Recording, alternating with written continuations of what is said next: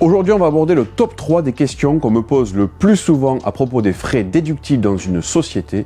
Bonjour à tous et bienvenue dans cette vidéo dédiée à la gestion et à la création d'entreprises. Aujourd'hui, on parle optimisation des bénéfices et donc optimisation de l'impôt sur les sociétés.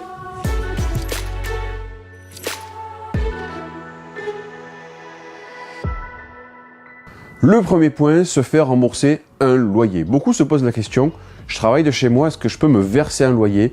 La réponse est oui, sous certaines conditions.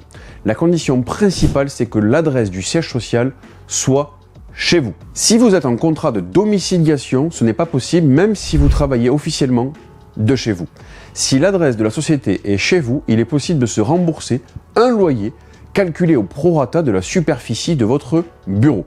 Attention, les loyers que la société vous rembourse sont considérés comme des revenus fonciers au titre de votre déclaration personnelle d'impôt. Et vous devrez payer des impôts dessus. Faites bien vos calculs pour être sûr que ce soit intéressant pour vous et pour votre société. On peut vous aider à faire des simulations si vous le souhaitez. N'hésitez pas à nous contacter via notre site internet. D'ailleurs, si cette vidéo vous est utile, pensez à liker et à vous abonner à notre chaîne Compétences First pour plus de contenu sur la gestion d'entreprise. Deuxième point, les voitures de société. Cette deuxième charge intéressante, peut-on déduire les frais liés à une voiture de société dans votre entreprise? La réponse est oui, mais il y a quelques petites conditions à respecter. Quand vous avez une voiture au nom de l'entreprise, c'est-à-dire que la société achète ou loue le véhicule, c'est tout à fait possible. Mais attention, vous devrez peut-être payer une taxe que l'on appelle la TVS, taxe sur les véhicules de société. Plus la voiture pollue, plus la taxe sera élevée. Une limite de déduction sera également appliquée pour les véhicules de tourisme destinés à transporter des personnes.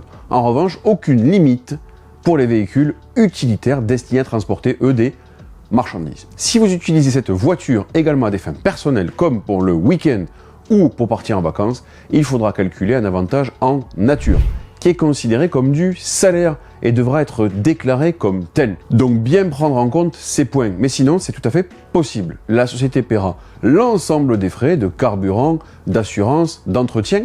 Une alternative est d'utiliser votre propre véhicule et de vous faire rembourser via votre société une indemnité kilométrique, des ICA. Cela se fait en fonction du barème des impôts publié chaque année et dépend de la puissance de votre véhicule. Plus vous faites de kilomètres professionnels, plus l'indemnité kilométrique sera importante. Je ferai une vidéo spécifique sur le sujet car c'est une question que vous me posez énormément lors de nos formations. Le point numéro 3, les abonnements. Pour les petits abonnements divers, c'est tout à fait possible de les déduire du moment qu'ils sont en lien avec votre activité professionnelle. Pour Internet ou le téléphone, soit vous ouvrez une ligne au nom de l'entreprise, soit vous vous remboursez jusqu'à 80% de la facture si vous utilisez la même ligne pour le perso et le professionnel. Pour les autres abonnements, comme Adobe ou la suite Office par exemple, vous pouvez les déduire tant qu'ils sont utilisés à des fins professionnelles. Néanmoins, évitez de déduire des abonnements comme Netflix, vous aurez du mal à le justifier lors d'un contrôle fiscal.